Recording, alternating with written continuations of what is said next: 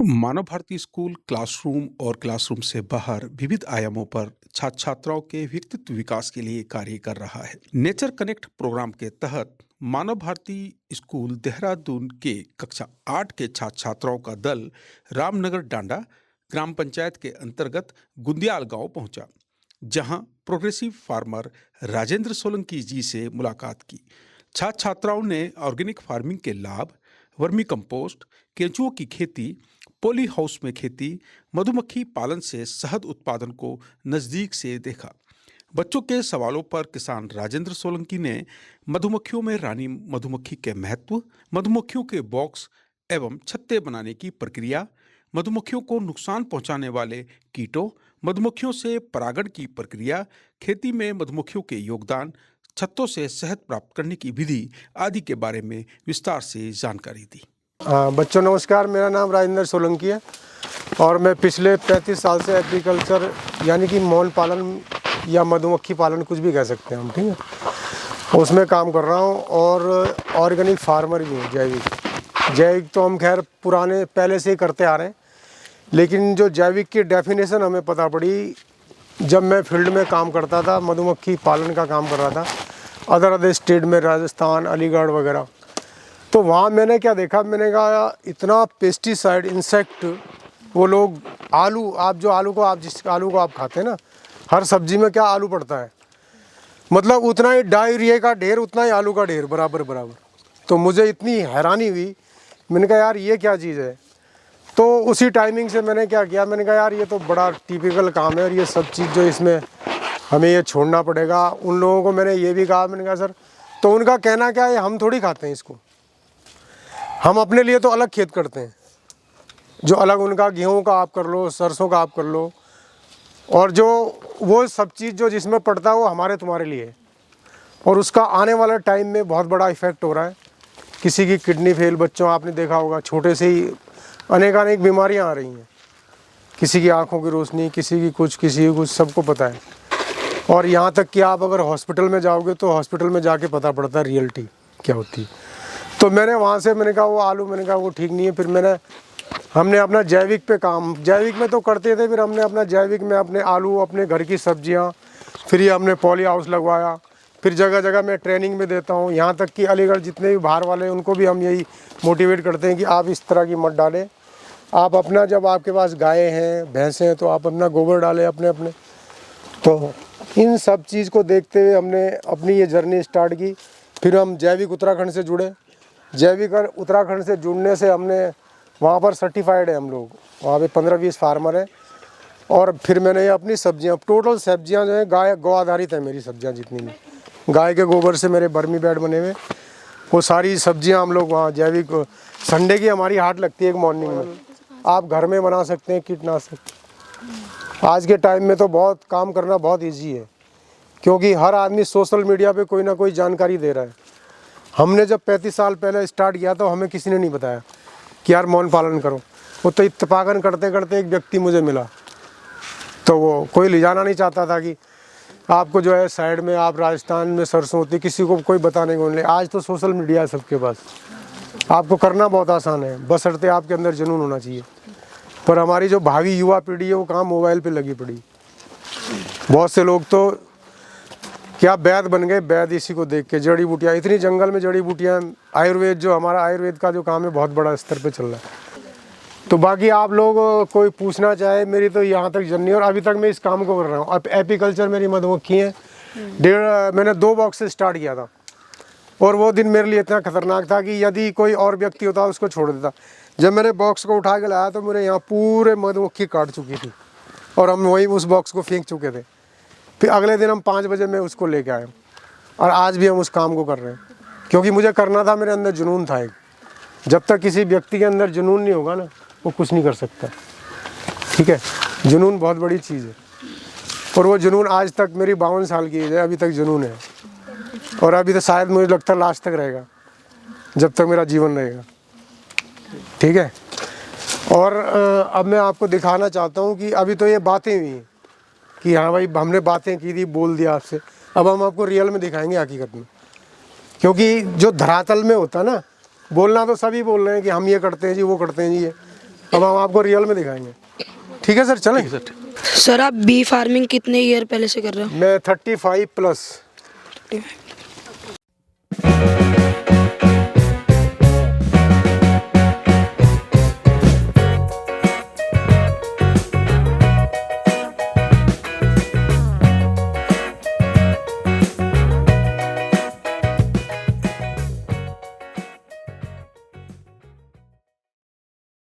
अब ये क्या है बच्चों? अदरक है ना, मालूम है आपको? क्या है अदरक? कहाँ लगती है? चाय में तो उड़ती है, लेकिन लगती कहाँ है अदरक? जमीन में नहीं, नीचे नहीं है, इसके यहाँ लगती है। ये क्या है? लौकी। और इसके किसके अंदर हो रही है? ये बेल में। नहीं, इसके ये क्या, इसका क्या नाम है? ये पॉली हाउस। इसमें क्या है? ये पॉली हाउस के अंदर मैंने ये अदरक वगैरह लगा रखा है, लौकी लगा रखी है। गवर्नमेंट की सब्सिडी से मिला हुआ है। ये सरकार भी इसको अनुदान दे रही है। पहले तो 50% में थे, आज आप 80% पे लगा सकते हैं इसको। इसके अंदर इसमें लौकी सभी चीज़ें वो पॉली हाउस के अंदर मैंने लगा रखी है। इसमें अंकल आपने यहाँ पर क्या क्या मतलब चीज़ें उगाई है? ये मैंने यहाँ पे अभी और भी दिखाता हूँ, गोभी है, अभी ऊपर दिखाता हूँ सब चीज़ें। लौकी है, अदरक है, क्योंकि बरसात के अंदर क्या होता है, जड़ गलन आती है बहुत ज़्यादा। लौकी इसलिए लगा रखी है क्योंकि ये सड़ जाती है बेल। ये एक लौकी की बेल है, इसमें पूरे जो है इसमें 400 वर्ग मीटर में फैली हुई है। मधुमक्खियों का बहुत बड़ा रोल है। एक वैज्ञानिक हुए हैं एल्बर्ट आइंस्टीन, जिसने कहा है कि मधुमक्खियाँ नहीं तो जीवन नहीं। पढ़ा है आपने? पढ़ा है? अगर मधुमक्खियाँ नहीं जीवन, उसका भी तो क्वेश्चन भी तो होना चाहिए, क्यों नहीं होगा? वो इसलिए नहीं होगा क्योंकि परागीकरण नहीं होगा, पॉलिनेशन नहीं होगा। पॉलिनेशन सुना है? परागीकरण सुना? हिंदी सुना? इंग्लिश कुछ सुना? पॉलिनेशन। पॉलिनेशन किसको बोलते हैं? फर्टिलाइजेशन होता है सर उसको। जब नर मादा फूलों का जब फर्टिलाइज होता है ना एक आपस में, वो किससे होता था? पहले तो क्या होता था, हवाओं के द्वारा होता था। अब क्या हुआ कि हवाएं सर पॉल्यूटेड हो रही है। पॉल्यूटेड से हो रही है। दूसरा, क्लाइमेट चेंज बहुत बड़ा इशू आ रहा है। तो मधुमक्खियों का बहुत बड़ा रोल है, क्योंकि उनका ये रोल है, आपने सब्जियां लगाई, आपने पौधा लगा दिया, लेकिन उसमें अगर पॉलिनेशन नहीं होगा तो आपका क्या होगा कि फल नहीं बनेगी, फल का क्वालिटी नहीं बनेगा। जैसे ये फल है ना, ये कोई काला पड़ा हुआ, ड्रॉपिंग हो गई फूल, क्यों? इसमें पॉलिनेशन नहीं हुआ।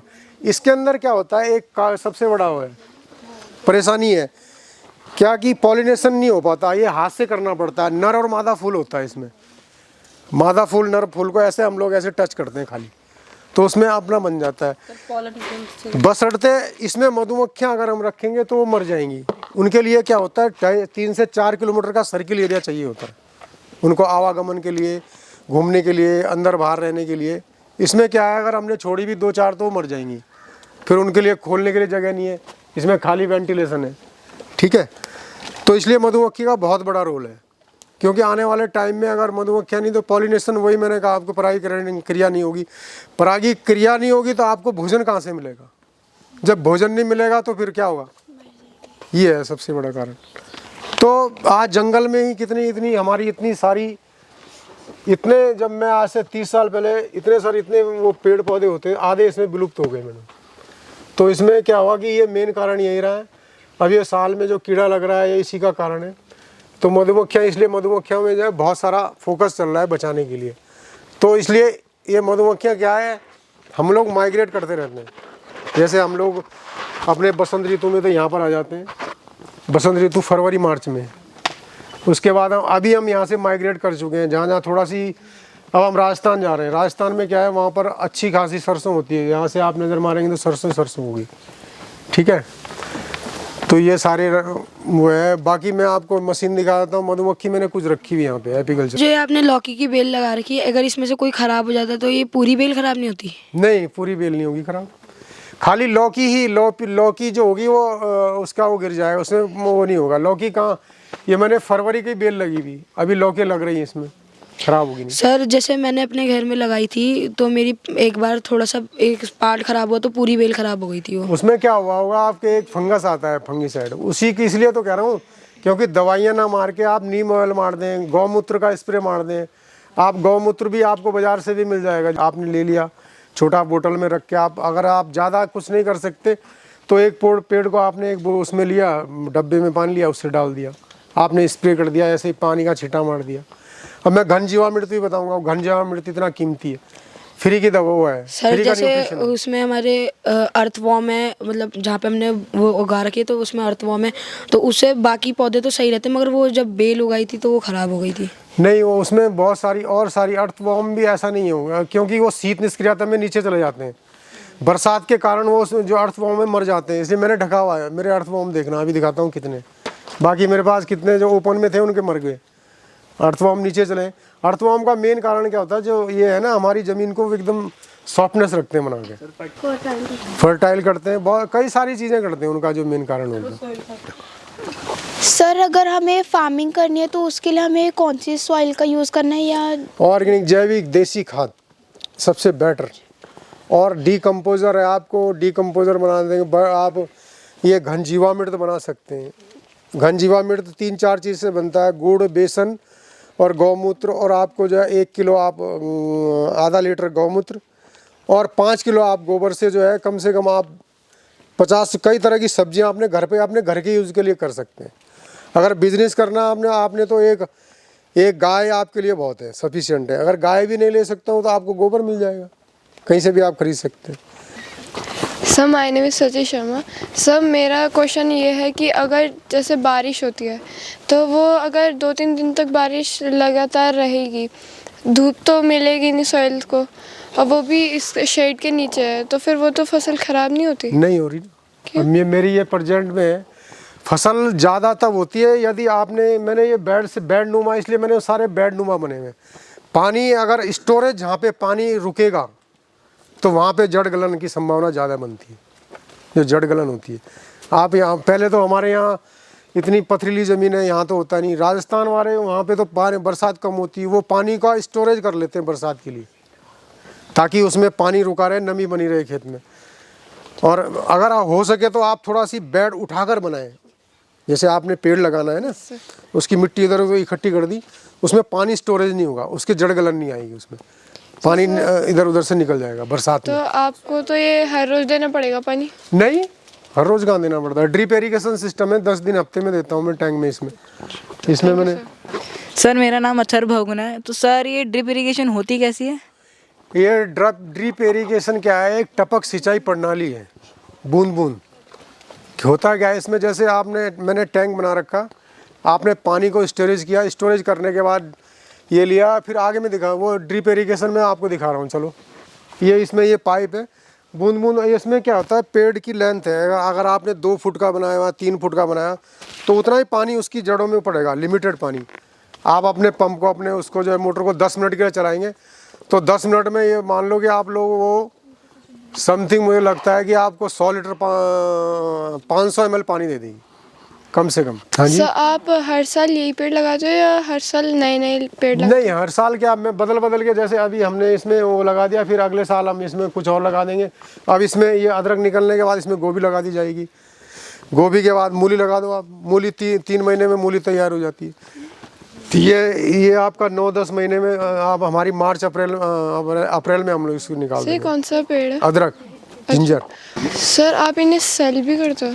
सेल? हाँ, सेल में कह नो, संडे का मार्केट लगता है हमारा, ऑर्गेनिक मार्केट संडे को, तो आप देहरादून बेचते में। हो? हाँ जी, वहाँ पर बेचते हैं, वहाँ पर संडे सर्वे चौक में। जो वो छोटी प्याज कैसे बच गई, वो छोटी प्याज आपकी खराब की है, बच्चे ने पूछा, बड़ा अच्छा क्वेश्चन है। वो खराब नहीं बेटा, वो प्याज क्या हुई कि वो बची हुई प्याज को हमने ये ट्रांसफर ग्रीन वाली में कर दिया। ये लगा के देखो कितनी अच्छी है, ये भी हमारी बिक्री है। किसान का कोई भी चीज़ ऐसा नहीं है कि खराब नहीं होता, ठीक है।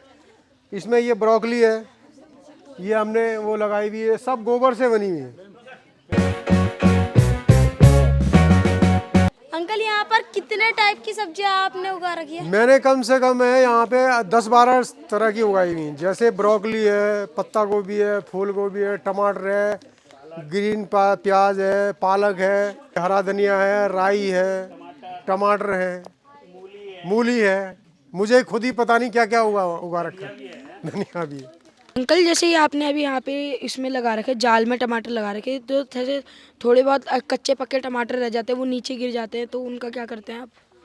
कुछ नहीं, मतलब इसमें जैसे- कच्चे पक्के रहते ही नहीं, इसलिए तो सपोर्टिंग है। अभी मैंने पीछे देखा था तो वहाँ पे वो बिल्कुल कच्चा टमाटर नीचे टूट वो के गिरे उसलिए थे। वो तो मेरे वो जाल में वो टच होके जब मैं उसमें आगे पीछे गया हूँ अपने आप गिरा है वो ड्रॉपिंग नहीं हुई। हाँ, वो छोटे इसमें छोटे ड्रॉपिंग बड़े नहीं बड़े होती। टमाटर गिरे इसमें हुए मेन कारण ये है, ये जाल इसीलिए सपोर्टिंग है, एक तो ये पेड़ की ब्रांचेज खराब नहीं होगी, आपकी कोई भी साइड कोई भी इफेक्ट नहीं होगा, टमाटर खराब नहीं होंगे, सड़ेंगे नहीं, वेंटिलेशन होता रहेगा, मिलता रहेगा, इसलिए जाल में। क्योंकि अगर ज़मीन में आप लगाओगे तो क्योंकि ज़्यादा बरसात होगी, बरसात होने के बाद क्या है वो फंगस आएगी टमाटर में, वो टमाटर खराब होंगे। ये लगभग एक पेड़ जो 20 से 25 किलो टमाटर देगा मेरा। और सर एक और चीज पूछनी थी, जैसे हमने अमरूद का पेड़ लगाया तो अगर वो बड़ा नहीं होता तो उसकी जड़ें काट सकते हैं हम बड़े करने के लिए से? नहीं, जड़ें नहीं काटेंगे उसकी, नीचे बड़े होने के लिए जड़ें थोड़ी काटेंगे बेटा, जड़ काट के तो पूरा ही मर जाएगा। उसमें एक दूसरी थ्योरी है, जो बहुत सारी जड़ें जब हो जाती, झगड़ा जड़ें हो जाती है, उसको निकालने के बाद थोड़ा सी उसकी काट सकते हैं, हल्की सी, फिर उसको लगा दें, लेकिन उसमें पानी बराबर चाहिएगा। फिर ये नहीं कि आपने आज वो करने के बाद उसके पानी कंटिन्यू पानी खाद वगैरह आपको देनी पड़ेगी।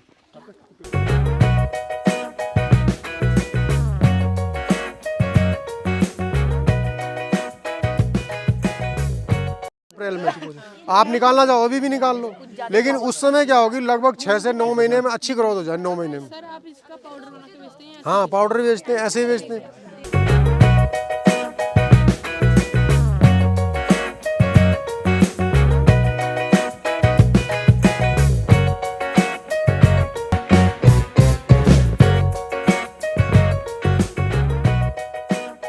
पूछो। तो अंकल जो आपने मधुमक्खी से कलेक्ट करी, कि ये बाहर से आती है तो आपने ऐसी ये कलेक्ट करके ले नहीं, ली? ये ऐसी क्या है, ये आई गई थी इटालियन से, इटली मेलिफेरा के नाम से इसका नाम, जो इटलियन मेलिफेरा लिखो नाम, लेके आए थे पॉलिनेशन के लिए, सेब में परागीकरण